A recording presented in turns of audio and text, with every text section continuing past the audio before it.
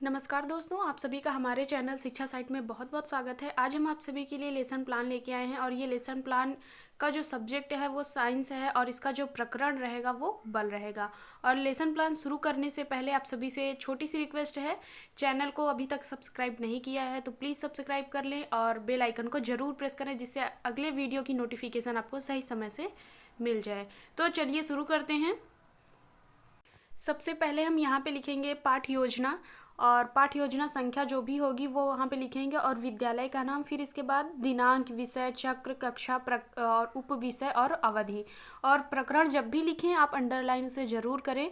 तो जिस डेट पे कर रहे हैं क्लास 7th के लिए ये पाठ योजना है और विषय इसका विज्ञान है, उप विषय जो है वो भौतिक विज्ञान और चक्र जो है वो जो भी आप पीरियड कर रहे हैं और अवधि जो होगी वो 40 मिनट होगी। फिर इसके बाद सामान्य उद्देश्य में हम लिखेंगे यहाँ पे आप 3 से 4 आप मिनिमम लिखें और जितना ज़्यादा आप लिख सकें उतना लिखें क्योंकि 8 से 9 आप लिख सकते हैं।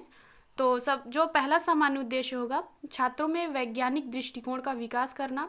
दूसरा है छात्रों की समस्याओं की पहचान करके उसके निराकरण की क्षमता उत्पन्न करना। और आप सभी को बता दें, अगर आप साइंस विषय के लिए कोई भी लेसन प्लान प्रकरण कोई भी हो, ये सामान्य उद्देश्य सेम सब्जेक्ट के लिए सेम होगा। और तीसरा होगा कि छात्रों की विचारात्मक मौलिकता की पहचान कर उसकी प्रशंसा करना।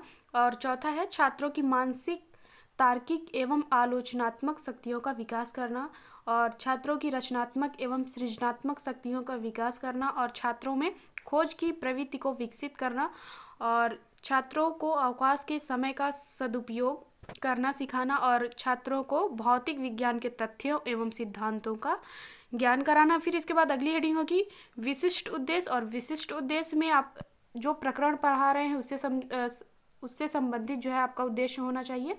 तो यहाँ पे आप ज्ञानात्मक उद्देश्य और बोधात्मक, प्रयोगात्मक इस टाइप से आपको लिखना होता है। अगर आप जूनियर लेवल के लिए अगर आप लेसन प्लान बना रहे हैं तो आपको ज्ञानात्मक, बोधात्मक इस टाइप के हेडिंग डालने होते हैं, नहीं तो आप पॉइंट वाइज में लिख सकते हैं।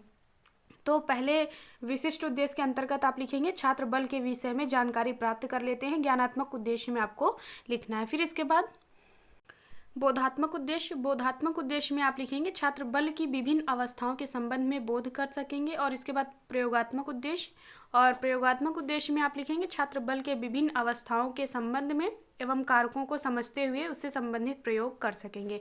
फिर उसके बाद अभिरुचियात्मक उद्देश्य, इसमें आप लिखेंगे छात्रों में बल के विषय में अभिरुचि उत्पन्न हो सकेगी। फिर इसके बाद कौशलात्मक उद्देश्य और कौशलात्मक उद्देश्य में आप लिखेंगे छात्रों में बल के विषय में कौशल उत्पन्न हो सकेगा। फिर अगली जो हेडिंग होगी पूर्व ज्ञान में आप लिखेंगे छात्रों को बल के विषय में सामान्य जानकारी है। अगली हेडिंग होगी सहायक सामग्री में आप जो भी वहाँ पे लेके जा रहे हैं टीचिंग करते टाइम चाक, डस्टर, लपेट, श्याम पट्टे या कुछ भी ब्लैक बोर्ड और जो भी आप चार्ट लेके जा रहे हैं वो, या तो आप कोई भी टीएलएम लेके जा रहे हैं तो उसे भी आप यहाँ पे लिखेंगे। फिर इसके बाद प्रस्तावना प्रश्न में 3 कॉलम बनाएंगे, क्रम संख्या, छात्राध्यापक क्रिया और छात्र अनुक्रिया। और क्रम संख्या में हम नंबर डालते हैं कि कौन सा प्रश्न पूछ रहे हैं, छात्राध्यापक क्रिया में प्रश्न लिखेंगे। और ध्यान ये देना है कि आप जो भी छात्र अनुक्रिया करेगा उससे रिलेटेड ही आपको अगला प्रश्न पूछना है। जैसे कि बच्चों आपको कौन कौन से खेल पसंद हैं, तो हमें क्रिकेट, खो खो, बास्केटबॉल आदि खेल बहुत पसंद हैं। फिर इसके बाद क्रिकेट खेल आप कैसे खेलते हैं, तो बाल को बैट से मारा जाता है। तो बाल को मारने के लिए मनुष्य क्या लगाता है, तो ये समस्यात्मक या डैश करके आप छोड़ सकते हैं, या तो हो सकता है छात्र अनुक्रिया करे बल, तो आप वहाँ पे लिख भी सकते हैं। फिर इसके बाद अगली हेडिंग होगी उद्देश्य कथन और उद्देश्य कथन में आप लिखेंगे कि बच्चों आज हम बल विषय में अध्ययन करेंगे। तो आपको ये ध्यान देना है जब भी आप उद्देश्य कथन बोलेंगे तभी आप प्रकरण जो है ब्लैक बोर्ड पे जो आप एंट्री करेंगे वो वहाँ पे तभी आपको प्रकरण लिखना होता है और उसे अंडरलाइन जरूर करें। फिर इसके बाद प्रस्तुतिकरण में आप कॉलम बनाएंगे शिक्षण बिंदु का, छात्राध्यापक कथन का और छात्र क्रिया और शिक्षण यहाँ पे विधि होगी और श्यामपट्ट कार्य। फिर इसके अंतर्गत शिक्षण बिंदु में आप बल हेडिंग डालते हुए छात्राध्यापक कथन में लिखेंगे बल वह खिंचाव धक्का है जो एक वस्तु से दूसरे वस्तु पर आरोपित करती है। बल लगाकर किसी गतिमान वस्तु की चाल में परिवर्तन किया जा सकता है। और फिर उदाहरण, बल्लेबाज की ओर तेजी से आती हुई क्रिकेट की गेंद पर बल्ले द्वारा बल लगाकर गेंद की दिशा जाती है। और इस समय छात्र क्रिया में आप लिखेंगे छात्र ध्यानपूर्वक सुनेंगे, और शिक्षण बिंदु में आप लिखेंगे व्याख्यान विधि। और श्यामपट्टिकार में बल लगाकर किसी भी गतिमान वस्तु की चाल में परिवर्तन किया जा सकता है। फिर इसके बाद अगला बोधात्मक प्रश्न हो जाएगा। शिक्षण बिंदु में आप बोधात्मक प्रश्न डालेंगे। फिर इसके बाद किसी वस्तु की चाल में परिवर्तन कैसे किया जा सकता है, तो छात्र अनुक्रिया करेगा किसी वस्तु की चाल में बल लगाकर परिवर्तन किया जा सकता है। दूसरा बोधात्मक प्रश्न होगा बल्लेबाज गेंद की दिशा कैसे बदल देता है, तो यहाँ पे छात्र क्रिया करेंगे बल्लेबाज गेंद की दिशा बल लगाकर बदल देते हैं। और यहाँ पे जो शिक्षण विधि होगी वो प्रश्नोत्तर विधि होगी। फिर आगे आप लिखेंगे विकासात्मक प्रश्न। विकासात्मक क्योंकि यहाँ पे दूसरा हमारा स्पष्टीकरण शुरू होगा, तो बल जितने भी आप, अगर एक आपका स्पष्टीकरण समाप्त होता है, दूसरा आपको स्टार्ट करना होता है, तो हर एक स्पष्टीकरण के बाद आपको बोधात्मक प्रश्न करने होते हैं। और स्टार्टिंग में स्पष्टीकरण के आपको 2 विकासात्मक प्रश्न पूछने होते हैं। या तो 2 आप लिख सकते हैं या 1, लेकिन आपको विकासात्मक प्रश्न पूछना जरूरी होता है। तो यहाँ पे आप विकासात्मक प्रश्न में लिखेंगे बल कितने प्रकार के होते हैं, तो छात्र मौन, और ये यहाँ पे शिक्षण विधि जो होगी वो प्रश्नोत्तर विधि होगी। तो आपका स्पष्टीकरण यहाँ पे शुरू होगा, और आप शिक्षण विधि में, शिक्षण बिंदु में आप लिखेंगे बल के प्रकार और स्पष्टीकरण। मुख्यतः 5 प्रकार के बल होते हैं। पेशीय बल, पेशीय द्वारा लगाए गए बल को पेशीय बल कहते हैं। उदाहरण बैलों द्वारा रेलगाड़ी को खींचना। और यहाँ पे आप लिखेंगे छात्र ध्यान पूर्वक सुनेंगे व्याख्यान विधि शिक्षण विधि होगी। और यहाँ पे श्यामपट्टिकार आप करेंगे बल मुख्यतः 5 प्रकार के होते हैं। पेशीय बल, गुरुत्वीय बल और चुंबकीय बल, विद्युतीय बल और घर्षण बल। फिर इसके बाद गुरुत्वीय बल में आप लिखेंगे, दूसरा आपका शिक्षण बिंदु स्टार्ट होगा। और पृथ्वी अपने केंद्र की ओर प्रत्येक वस्तु को खींचती है जिसे गुरुत्वीय बल कहते हैं। छात्र ध्यानपूर्वक सुनेंगे, और यहाँ पे व्याख्यान विधि होगा। फिर इसके बाद उदाहरण में आप लिखेंगे पेड़ से फल का गिरना। चुंबकीय बल में किसी चुंबक द्वारा अन्य किसी चुंबक पदार्थ तथा चुंबक पर लगाया गया बल चुंबकीय बल कहलाता है। छात्र ध्यानपूर्वक सुनेंगे छात्र क्रिया में। और शिक्षण विधि जो होगी आपकी व्याख्यान विधि होगी। और श्यामपट्टिकार में पृथ्वी पत्थर को अपनी ओर आकर्षित करती है।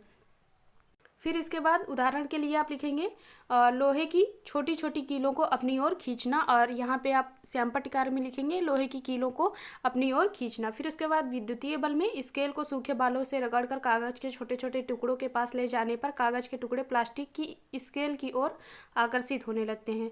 और यहाँ पर भी छात्र अनुक्रिया में आप लिखेंगे छात्र ध्यानपूर्वक सुनेंगे।